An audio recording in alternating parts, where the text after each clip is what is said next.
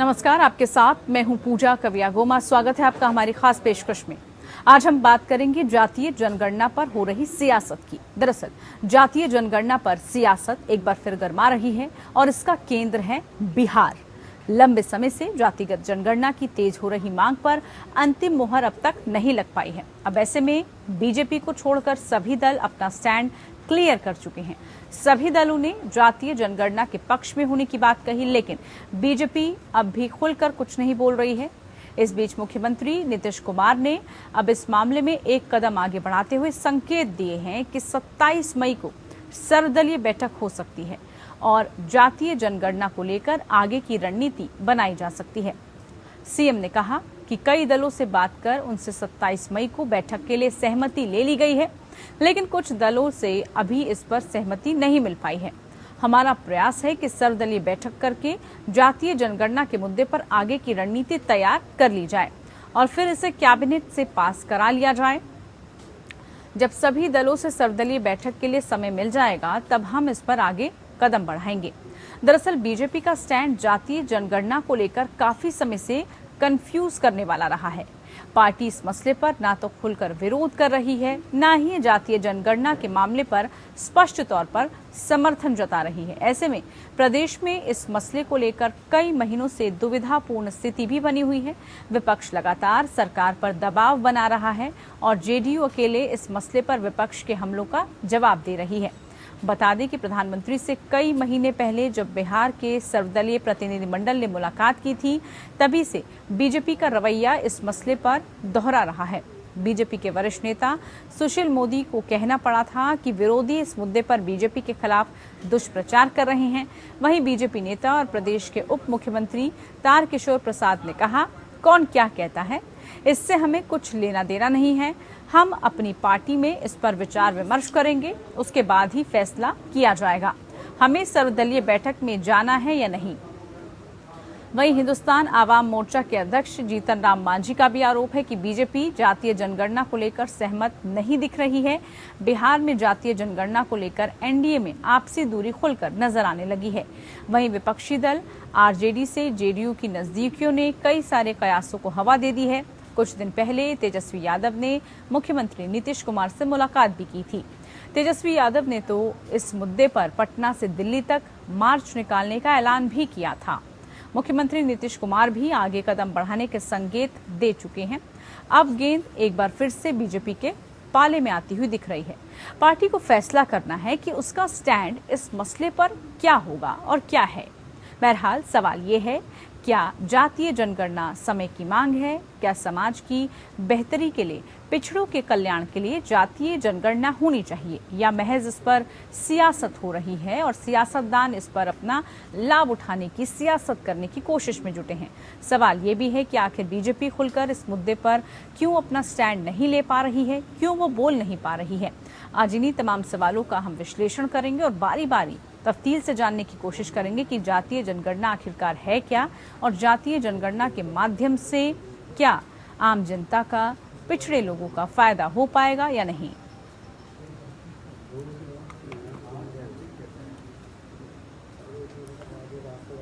चलिए, कार्यक्रम में हमारे साथ खास मेहमान जुड़ चुके हैं, सबका परिचय करा देते हैं। हमारे साथ इस वक्त अतरुल इमाम शाहीन जी जेडीयू की तरफ से जुड़े, आरजेडी की तरफ से जुड़े हैं, बहुत स्वागत है आपका। आलोक वत्स जी हमारे साथ बीजेपी की तरफ से जुड़े हैं और इसके अलावा हमारे साथ गुलाम घोष जी भी जुड़ चुके हैं जेडीयू की तरफ से। सभी मेहमानों का बहुत स्वागत। सबसे पहला सवाल यहाँ पर इमाम जी आप ही से करना चाहेंगे। जिस तरह से पार्टी अपने स्टैंड पर कायम है, आप लगातार इस बात पर, पहले भी, ये कोई पहला वाक्य नहीं है, इससे पहले भी आप लोगों की तरफ से जातीय जनगणना को लेकर मांग उठी और उस पर एक अच्छा कदम, सख्त कदम उठाए जाने की मांग आप लोगों की तरफ से की गई। स्टैंड आपका कैसे क्लियर है? सबसे पहले तो यही हम जानना चाहेंगे कि एक आम इंसान जातीय जनगणना को कैसे देखे, उससे उसको क्या फायदा मिलेगा, किस तरह से जातीय जनगणना के माध्यम से हम जिस निम्न वर्ग की बात करते हैं, हम जिन पिछड़ों की बात करते हैं, उनको सीधे तौर पर फायदा मिल पाएगा। देखिए, राष्ट्रीय जनता दल का मानना है कि आज भी हमारे देश में लाखों करोड़ों की संख्या के लोग भीख मांग रहे हैं और करोड़ों ऐसे लोग हैं जो एक झोपड़ी में 3-3 बेटे बहू के साथ रहने पे विवश हैं। आज भी ऐसे लाखों करोड़ लोग हैं जिनके बाप भी रिक्शा चलाते थे, बेटा भी रिक्शा चलाता है। तो आखिर कौन लोग हैं, वो किस जाति के लोग हैं जो हमारे मतलब विकास में शामिल नहीं हो सके, वो पिछड़े के पिछड़े रह गए और उनकी स्थिति दयनीय है। इसीलिए जाति आधारित जनगणना हो ताकि यह पता चल सके कि समाज का कौन कौन सा वर्ग पिछड़ा रह गया, जिसके लिए हम कल्याणकारी योजनाएं बना सके, प्लान कर सके, उसके लिए बजट का प्रोविजन कर सके कि उनके पिछड़ापन का कि क्या कारण थी, उसको कैसे दूर किया जा सकता है। आज भी आप गांव में, शहरों में जाते होइएगा तो लाखों की संख्या में झोपड़ी झोपड़ी में रहते हैं लोग। एक झोपड़ी में 4-4, 5-5, 10-10 लोग रहते हैं। तो वैसे लोगों को चिन्हित किया जाए कि किस जाति बिरादरी में पिछड़ापन पिछले 60-70 सालों में बरकरार रह गया। देश विकास की तरफ बढ़ा लेकिन वो लोग मुख्य धारा में नहीं आ सके। तो देश को एक साथ तमाम लोगों को एक मुख्य धारा में लाने के लिए तमाम लोगों का एक जांच, एक रिपोर्ट आ जाना चाहिए। सीधे तौर पर इमाम साहब, आप समाज की बेहतरी के लिए ये सब कर रहे हैं, ये आप कहना चाहते हैं? इसलिए राष्ट्रीय जनता दल बहुत ही मजबूती के साथ इस बात का पक्षधर रहा है कि जातिगत जनगणना हो और देश की वर्तमान स्थिति का पता चल सके ताकि उसके लिए हम कल्याणकारी योजनाएं बना सके। इसलिए हमने बिहार सरकार के मुख्यमंत्री से मिल करके हमारे नेता प्रधानमंत्री जी से भी मिले और हर प्लेटफॉर्म पर बहुत मजबूती से इस लड़ाई की करते हैं कि चलिए केंद्र, एक तो पूरे देश में ये जातिगत जनगणना होनी चाहिए। केंद्र सरकार ने इस पर नहीं माना, लेकिन यह बात था कि भाई राज्य इसको कर सकता है और मुख्यमंत्री जी हमारी बातों से सहमत थे। उन्होंने घोषणा किया कि हम बिहार में जातिगत जनगणना करेंगे, लेकिन आखिर भारतीय जनता पार्टी क्यों इसको लागू करना नहीं चाहती है? ठीक है, उनसे भी सवाल किया जाएगा, क्यों कंफ्यूज है वो, क्यों खुलकर सामने अपना स्टैंड नहीं लग पा रही, उनसे उसका जवाब लिया जाएगा। गुलाम साहब, आप हैं हमारे साथ इस वक्त जेडीयू से?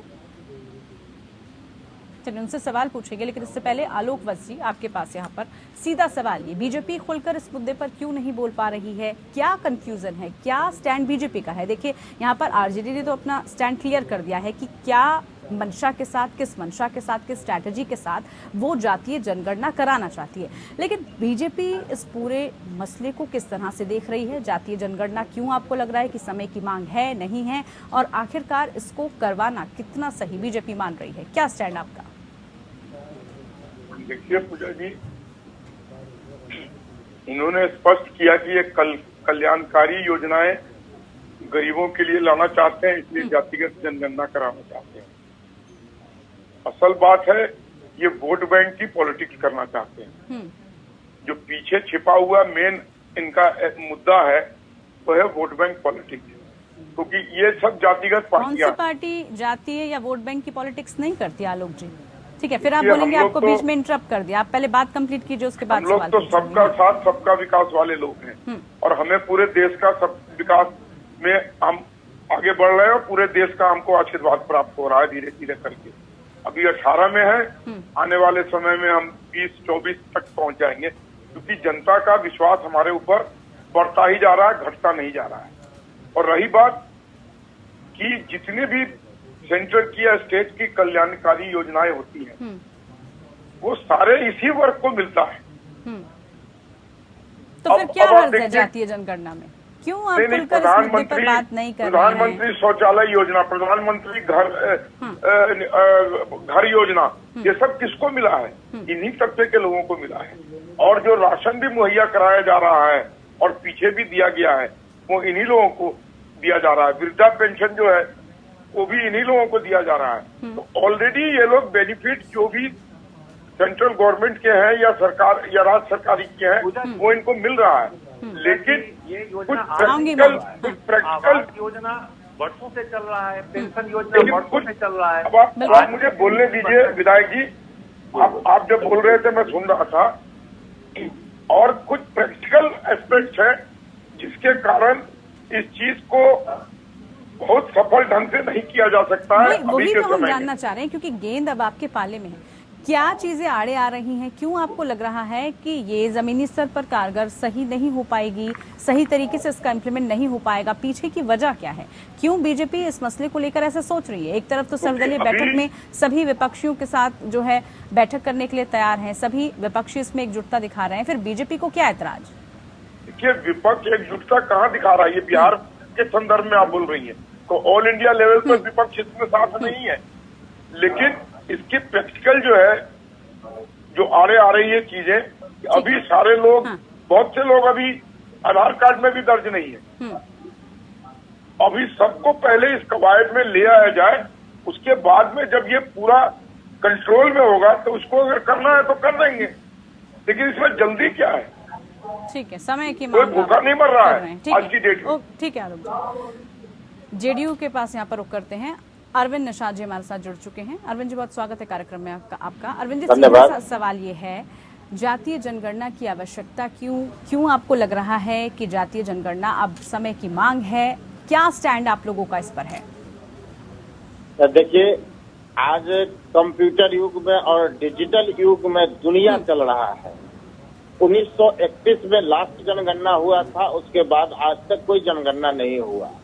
जाति इस देश की सच्चाई है, जाति से कोई मुकर नहीं सकता है और हर पार्टी इसकी बात करता है, लेकिन धरातल पर कोई काम नहीं करता है।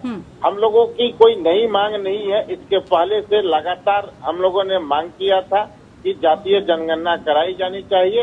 इस बार हम लोगों ने ठान के रखा है कि बिहार में जातीय जनगणना हो करके रहेगा, क्योंकि भारत सरकार ने संसद में यह अपने उत्तर में मना कर चुकी है कि राष्ट्रीय स्तर पर जातीय जनगणना नहीं होगा। तो भारत सरकार ने कहा, इससे पहले आपकी मुलाकात प्रधानमंत्री से भी हो चुकी है ना इस सिलसिले में? प्रधानमंत्री से तब तो कहा गया था, बड़ा आश्वासन मिला था उस वक्त तो कहा गया था कि ठीक है, प्रधानमंत्री ने आपकी बात भी सुनी है, आश्वासन आप लोगों को दिया है। हाँ, सुनिए तो, सिर्फ क्वेश्चन के बाद प्रश्न का उत्तर भी लिया कीजिए। उसी मुलाकात के बाद भारत सरकार की ओर से यह आया कि जो राज्य सरकार अपने खर्चे पर कराना चाहती है, वैसे राज्य सरकारें अपने खर्चे पर जातीय जनगणना करा सकती है। ठीक है। तो हम लोगों ने विमर्श किया कि बिहार सरकार अपने खर्चे पर जातीय जनगणना कराएगी और इसको और ज्यादा लोकतांत्रिकरण करने के लिए मुख्यमंत्री जी ने कहा कि इसमें सभी दलों की राय लेकर के सर्वदलीय बैठक करा करके हम कराएंगे और सर्वदलीय बैठक में जो नेताओं का, दलों का विचार आएगा, उसके आधार पर हम कैसे करा सकते हैं, उसमें क्या वैज्ञानिक इनपुट डाल सकते हैं, कैसे ट्रेनिंग दे करके पदाधिकारियों को हम इस लायक बनाएंगे कि वो जो डाटा आए वह डाटा हमको डिजिटली हमको प्रयोग करने में बिहार सरकार को लाभ मिले और सरकार द्वारा चलाई जा रही जन कल्याणकारी योजनाओं का गरीबों तक, कमजोर वर्गों तक, पिछड़ों, अति पिछड़ों, दलित, महादलित, आदिवासी और महिला अल्पसंख्यक समुदाय के लोगों के बीच कैसे पहुंचाया जाए, इसके बारे में सरकार ने स्पष्ट नजरिया पेश किया। अब देखिए, अभी जो भारतीय जनता पार्टी की बिहार इकाई जब विधान मंडल यानी बिहार विधानसभा और बिहार विधान परिषद से प्रस्ताव पास करके भारत सरकार को भेजना था, तो उसमें अपना सहमति व्यक्त किया। प्रधानमंत्री जी से मिलने जाना था तो जनक राम मंत्री को अपना प्रतिनिधि बना करके भेजा। अब ये सर्वदलीय बैठक के बारे में भारतीय जनता पार्टी कह रही है कि हम विचार करेंगे, हम बैठक कर रहे हैं, नेताओं से परामर्श कर रहे हैं। पता नहीं तो उसका मतलब बीजेपी का स्टैंड क्लियर नहीं हो रहा, ये स्पष्ट है, ये आपको भी लग रहा है? हाँ, स्टैंड क्लियर नहीं हो रहा है और यहाँ तरह तरह की बातें की जा रही है भारतीय जनता पार्टी की ओर से। तो हमारा स्पष्ट कहना है कि इस आंदोलन में जो साथ है उनका स्वागत है। बिल्कुल। इमाम शाहीन जी, जैसे अभी आपने इससे पहले भी कहा कि जनता के लिए जो कल्याणकारी योजनाएं हैं उनका लाभ मिले और बहुत सारे ऐसे वर्ग हैं जिनको अभी भी वो कल्याणकारी योजनाएं नहीं पहुंच पा रही हैं, जिनकी वो हकदार है। लेकिन आप ये कह रहे हैं कि इस पर सियासत नहीं होगी, इसको वोट बैंक की तरह नहीं लिया जाएगा। कैसे माना जाए? जातीय आधार पर जब आप डिवाइड करेंगे तो कैसे उन तक सारी सुविधाएं, सारी कल्याणकारी योजनाएं पहुंचा पाएंगे? देखिए, कोई भी सरकार हो, भाजपा की सरकार आ जाए, पहले कांग्रेस की थी या किसी की भी सरकार देश में थी, तो गरीब गुरबा के लिए कल्याणकारी तमाम तरह की योजनाएं चलती रही है। चाहे आवास की योजना हो, पेंशन की योजना हो, राशन की योजना हो, तमाम तरह की योजनाएं चलती रही हैं, आज भी चल रही है। लेकिन आज आजादी के 70 साल के बाद भी करोड़ों लोग भीख मांगते हुए नजर आते हैं। करोड़ों लोग एक घर में उसके 3-3 बेटे बहू के रहने पे विवश होते हैं, एक झोपड़ी में। तो ऐसी बदहाल स्थिति, बहुत सारी बदहाल स्थिति है। करोड़ों लोग कुपोषण के शिकार है, उनको भर पेट खाना नहीं मिलता है, उनके बच्चे तो कई तरह की बीमारी है। तो ऐसे बहुत सारे आंकड़े हैं। तो आखिर वह कौन लोग हैं? आज इतनी योजनाएं चलने के बावजूद आखिर वह कौन लोग हैं जो समाज में पिछड़ के रहे?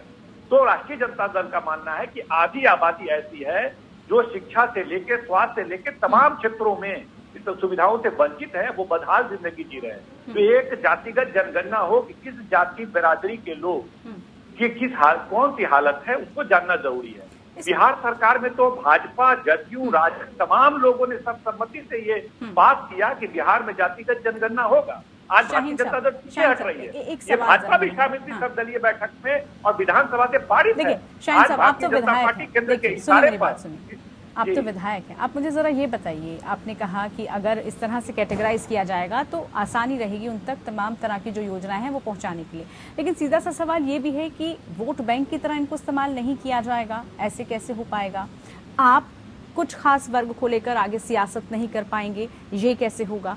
क्योंकि आप जो कल्याणकारी योजनाओं की बात कर रहे हैं तो वो तो सेंटर की तरफ से, राज्य सरकारों की तरफ से किया ही इन लोगों के लिए जाता है ताकि इनका जो निम्न स्तर है उसको सुधारा जा सके, इनको तमाम योजनाओं को फायदा मिल सके। ये योजनाएं 70 साल से चल रही है, तमाम तरह की योजनाएं बहुत लंबे समय से चल रही है, इसका कोई असर नहीं। आपको लगता है कि 5 किलो अनाज आपको मिल जाएगा, जीवन सुधर जाएगा? अरे 1 वक्त का निवाला हो सकता है, आपको पेंशन 500 रुपया मिल जाएगा, आपका जीवन स्तर सुधर जाएगा। ये सब ढकोसले की बात है कि 500 रुपया महीना का पेंशन दे दीजिए, 200-400 रुपए का अनाज दे दीजिए। आप भिखारी बना के समाज को रखना चाहते हैं कि समाज को अपने पैर पे खड़ा हो, परिवार अपने पैर पे खड़ा हो, अच्छी शिक्षा, अच्छा स्वास्थ्य, पढ़ लिख करके वो मुख्य धारा में आ सके, ऐसी बड़ी योजनाएं बनाई जाए उसके लिए, ना कि उसको 400 रुपया पेंशन दे दो और 200 रुपए का अनाज दे दो, अब देखो तुम्हारे लिए मैंने बहुत सारा काम कर दिया। ऐसे नहीं चलता है। लेकिन अगर ऐसे ही बीजेपी का स्टैंड क्लियर नहीं रहा इस पर, कैसे आप सर्वदलीय बैठक के जरिए मिलना चाहिए देश की संपत्ति पर, देश के संसाधन पे गरीब, गुरबा, वंचित समाज का पहला अधिकार बनता है। इसलिए हम चाहते हैं जातिगत जनगणना हो और देश की राशि, देश का बजट किसी भी उस पॉलिटिकल गरीब पार्टी के ने उत्थान के लिए, कल्याण के लिए नहीं किया जा रहा है। राष्ट्रीय जनता दल का मानना है देश के पैसा को गरीब गुरबा के कल्याण में नहीं खर्च किया जा रहा है, आंशिक रूप से उनको सीधा दे करके उनको खुद करने का प्रयास किया जा रहा है, जो गलत है। ठीक है, अगर किसी भी पॉलिटिकल पार्टी ने, बीजेपी ने ही अगर इसमें साथ नहीं दिया और ऐसे ही बार बार समय मांगती रही, क्या आप लोगों की आगे रणनीति रहने वाली है? कैसे आप इन सबको इम्प्लीमेंट करवा पाएंगे? किसी भी राष्ट्रीय जनता दल संकल्पित है, किसी भी कीमत पे बिहार में जातीय जनगणना करना होगा, वरना कोई भी जनगणना बिहार की जनता स्वीकार नहीं करेगी।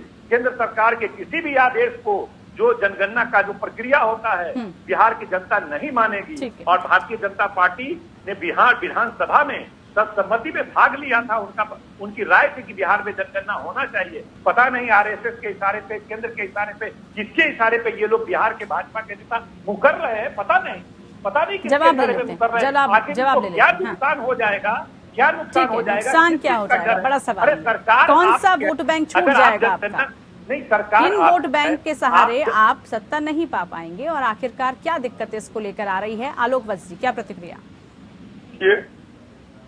अभी जेडीयू के प्रवक्ता अरविंद निषाद जी ने कहा कि ऑफिसर्स को ट्रेनिंग दी जाएगी। इसका मतलब वो मानते हैं कि अभी वहां पर इस तरीके का इंफ्रास्ट्रक्चर नहीं है कि ये जनगणना तुरंत कराया जाए। हमने भी यही कहा है कि इसमें प्रैक्टिकल प्रॉब्लम्स हैं। और दूसरी चीज, जो आरजेडी के विधायक गरीब गुरबों की इतना ज्यादा बात कर रहे हैं, तो 15 साल का जो इनका शासन था, जिसको लोग कुशासन मानते हैं, उसमें इन्होंने गरीब गुरबा के लिए क्या कर दिया? कौन सी स्कीमें इन्होंने चालू कर दी? आप प्लीज मत बोलिए, जब मैं बोल रहा था मैं आपको सुन रहा था। बैठ कर बात करेगा, आप उसका अपमान नहीं कर सकते। जब ये आप कर सकते हैं, आप मुझे बोलने दीजिए। आप बोल रहे थे तो मैं चुपचाप सुन रहा था। इन्होंने कौन से स्कीम चालू किए गरीब गुरबों के लिए, जिसको हमने आके बंद कर दिया या जेडीयू ने बंद कर दिया? सिवाय लूट खसोट के इन्होंने क्या किया वहां पे? तो ये क्या बात करेंगे?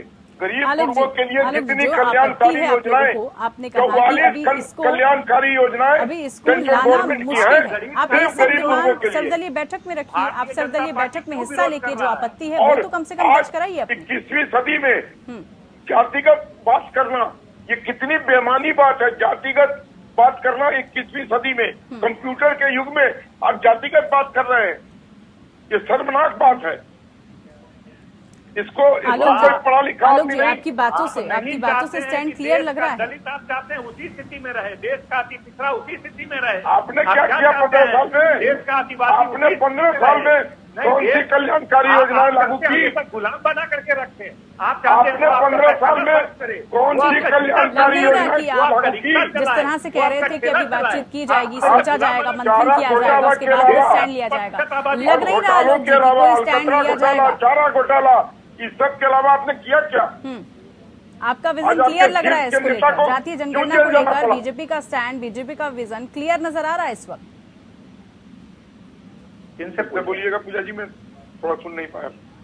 आलोक जी, आपका जो विजन है, आपका जो स्टैंड है जातीय जनगणना को लेकर, वो यहाँ पर तो स्पष्ट नजर आ रहा है। कम से कम सर्वदलीय बैठक में, जैसे आपने कहा कि कुछ आपत्ति है, मंथन किया जाएगा, तो सर्वदलीय बैठक में हिस्सा लेके आप अपनी आपत्तियां दर्ज करवाइए। आप बताइए कि इसमें क्या कुछ जो है प्रैक्टिकली तौर पर अभी पॉसिबल नहीं है ये सब कराना, कैसे जो है अधिकारियों से लेकर हर जमीनी स्तर पर जो भी अधिकारी है उसको समझाया जाएगा, कैसे जो है इसको कामयाब बनाया जाएगा, कैसे जनगणना की जाएगी।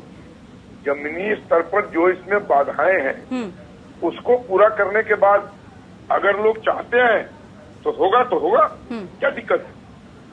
हमें कोई ऐतराज नहीं है इससे, लेकिन जो प्रैक्टिकल एस्पेक्ट है उस पर यह गणना, जब जातीय गणना आएगी और वो बेमानी होगी या गलत होगी, नहीं, उसके लिए कोशिश की जाएगी ना। अरविंद जी ने कहा। अरविंद जी बताइए, कैसे आप कर पाएंगे इसको लेकर, प्रैक्टिकली कैसे पॉसिबल होगा, किस तरह की रणनीति फिर आप लोगों की तरफ से की जाएगी, कैसे सिखाया जाएगा? पूरा का पूरा आपको कहा जाएगा कि सब कुछ बदलाव करना पड़ेगा, आपको जमीनी स्तर पर काम करना पड़ेगा, इसको लेकर आपको तैयारी करनी पड़ेगी। अरविंद जी,